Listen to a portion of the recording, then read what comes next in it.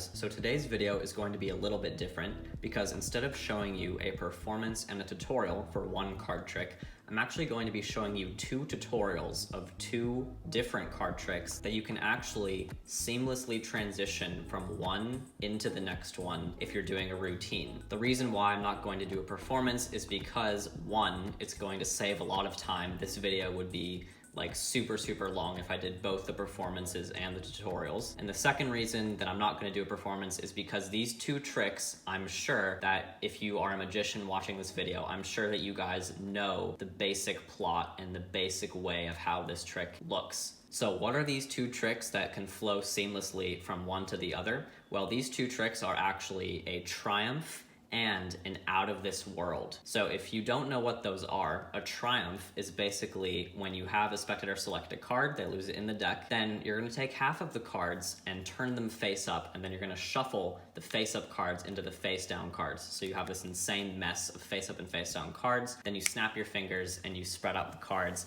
All the cards go back to normal except for one card, and that would be the spectator's card. So you can do that trick, and then you can flow directly into the next trick, which is an out of this world routine, where what happens in that trick is you give the entire deck over to the spectator, and they're actually going to be dealing the cards out into two piles. They're just going to be guessing if the top card is red or black, and they're just going to be dealing it into either the red pile or the black pile, like this, randomly throughout the entire deck. And later, when we check out the two piles, the spectator has now perfectly separated all of the red cards from all of the black cards, even though they were the ones dealing out the cards the entire time. So without further ado, let's get right into the tutorial for the triumph effect. So this is a little bit of a variation off of the sloppy shuffle, but it's a little bit different because you're actually going to be setting up for the out of this world routine while you're performing the triumph. And that's what I really like about this trick, is that you can actually perform this trick and still have a crazy reveal, but at the same time you're actually setting up the deck for the next trick in your routine, which is just really amazing. So it uses a completely normal deck of cards, so the spectator can shuffle the cards, and when they're done, they're going to select a card.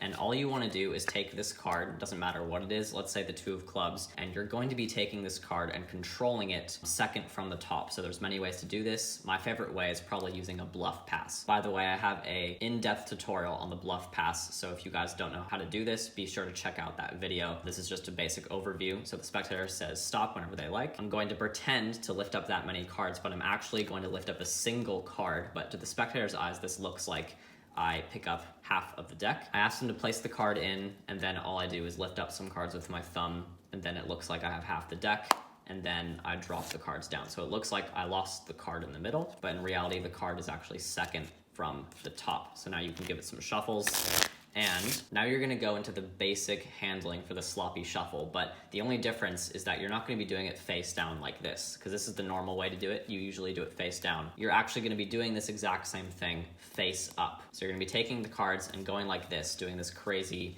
shuffling process, and it looks like you're shuffling the cards, but in reality, you're actually only going to be flipping the cards around, and when you're finished, there's only going to be 2 halves of the deck that are facing opposite directions. So this is basically what's going to happen. It looks like you're mixing up the deck, but in reality, you actually only have a face-up half and a face-down half. So I'm sure a lot of you guys already know how to do this, but if you don't, you're just gonna be spreading off cards, and when you have a block, you're gonna turn your wrist over and spread off more cards, then break this off, flip it over again, and just continue adding cards to the bottom. This is the secret of the trick. So if you continue adding cards to the bottom of the pile here, like this, and then you flip your wrist over, it's actually not really going to mix up the cards at all. You're actually only going to separate the cards. And that right there is the key for how you're going to actually set up for the next trick, which is the out of this world routine. When you do this mixing up process, you're not going to be doing it randomly. You're actually going to be doing it in a very specific way. And that way is you're actually going to be separating all of the red and all of the black cards from each other. And this is how you're going to do it. In this case, there's only 1 black card here, but let's just pretend that we had 3 red cards as the first couple of cards here. So we spread off, we see 3 red cards.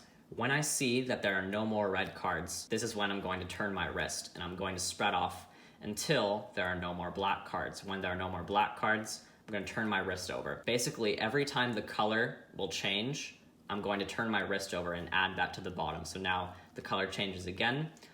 spread it off. The color changes again, spread it off. The color changes again, flip, spread, spread, color changes, spread, color changes, flip, spread, color changes, flip, spread.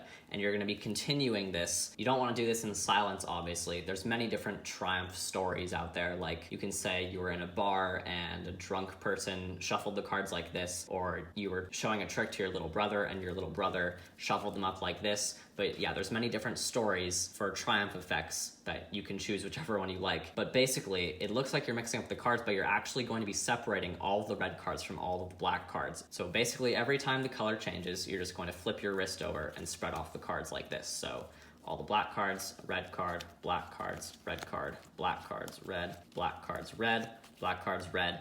And then what you're gonna do is flip your wrist over on the second to last card. You can put this on the bottom, and then that will be the end of the triumph process. But this is actually the secret position that you're in right now. So what you've done is you've actually separated all of the red cards on one side and all of the black cards on the other side. And the spectator selection is actually going to be the top card in this case. When you finish, the spectator's card is going to be on top. So when you're in this position, there's going to be a natural sort of break between the two halves because one half is facing up and one half is facing down. So you'll actually be able to find that if you just kind of let go with your thumb, just kind of release pressure, the cards will just naturally separate between these two face-to-face cards. What you're gonna be doing is splitting at this point between the face-to-face cards, and you're gonna be taking your thumb and you're actually going to slip cut the top card onto the left-hand packet.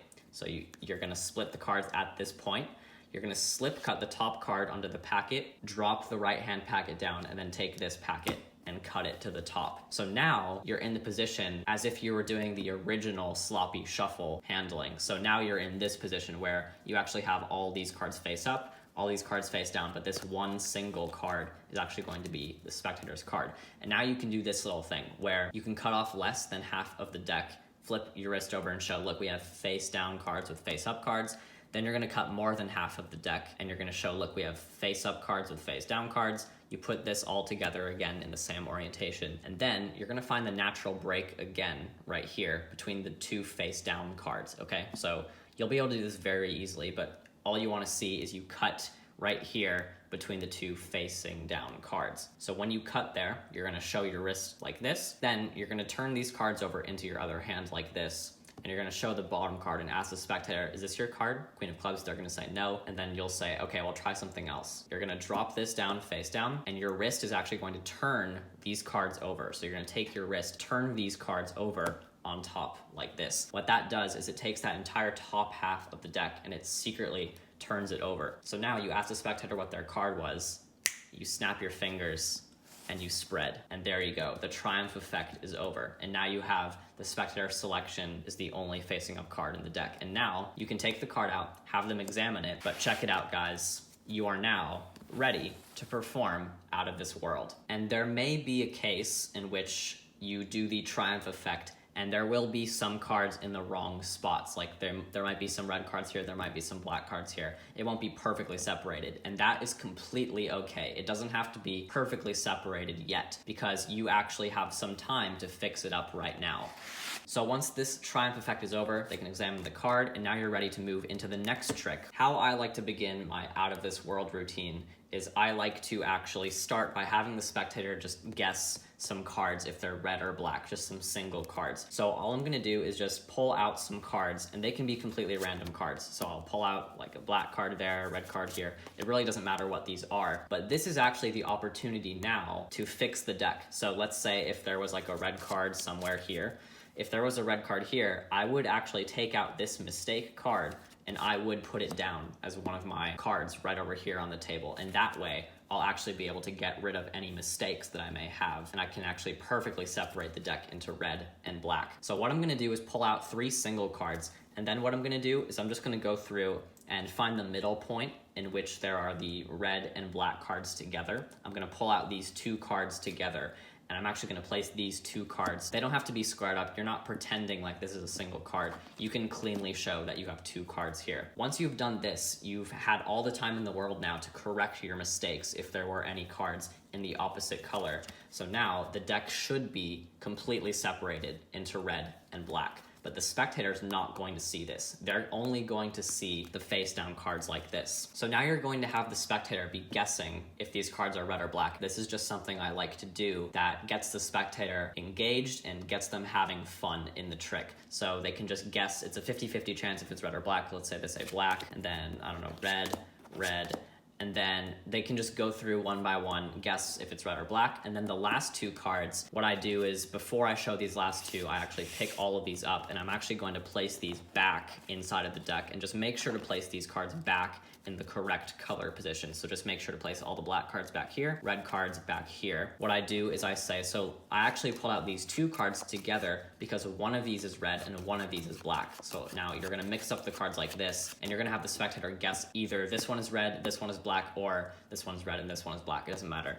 So they say red, black. And it doesn't matter if they get it wrong or right. It's just a fun part of the trick that you get to engage the spectator in. But now you're actually in the perfect position. What you want to do is leave these two cards on the table, because these two cards will sort of be like the marker cards for the red pile and the black pile that the spectator is going to deal the cards out into. There's one more little thing you want to do is you just want to make sure you know what the color of the bottom card is. Once you know that, I actually like to place the color of the bottom card, I like to place that to the right side. So make sure the black card here on the table is to my right, okay? That's all I have to do. So this is what I like to do in my out of this world routine. I actually like to have the spectator select a card, and this is going to come up later in the trick. So what I'm gonna do is I'm gonna force them to choose a card from the red half of the deck. So I'm just gonna spread out about half of the cards here, maybe just like 13 cards or so. It doesn't really matter how many. I'm just gonna have them pick a card from this top half. Now this card is automatically going to be red,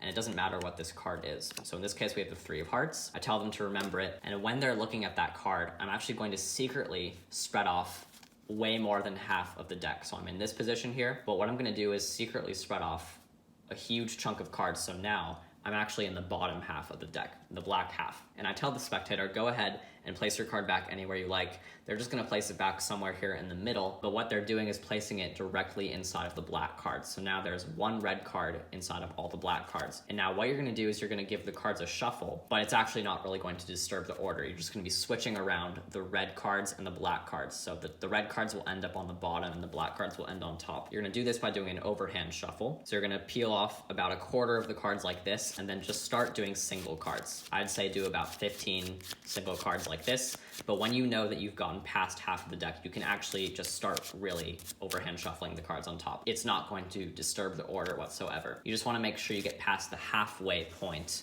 because once you do that, now you should be in this position. So you have all the black cards here. Their card is secretly in the black half, and then you have the red pile over here. So once you're in this position, you give the deck over to the spectator, and you tell them, if you think the card is red, deal it here. If you think it's black, deal it here. But keep everything face down, because we want it to be sort of a mystery until the end. So you give the deck to the spectator, and they do everything from now on. They deal the cards out completely randomly, like this. It's completely up to them.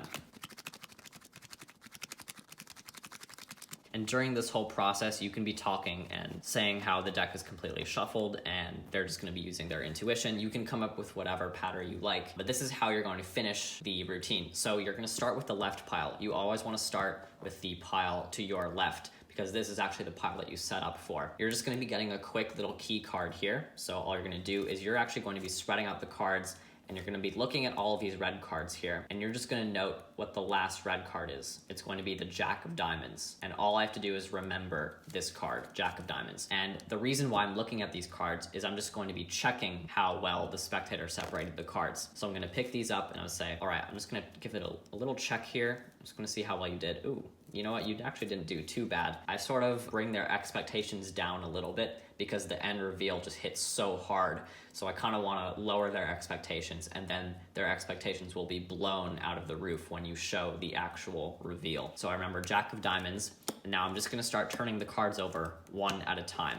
And now the spectator is going to start freaking out when they see all of these red cards next to the red pile here. And when I see my Jack of Diamonds, that is the point that I have to stop. Because if I go one more, that's a black card. So I don't want to do that. I want to stop here. Now immediately, when this is done, I'm just going to reach over, pick up all of the cards from the black side. So every single one of these cards, I'm going to pick these up and just instantly drop them inside of my left hand, like this. I turn this entire pile over, and I drop this on top of all of those red cards that I just dealt. So that should happen very quickly and on the offbeat.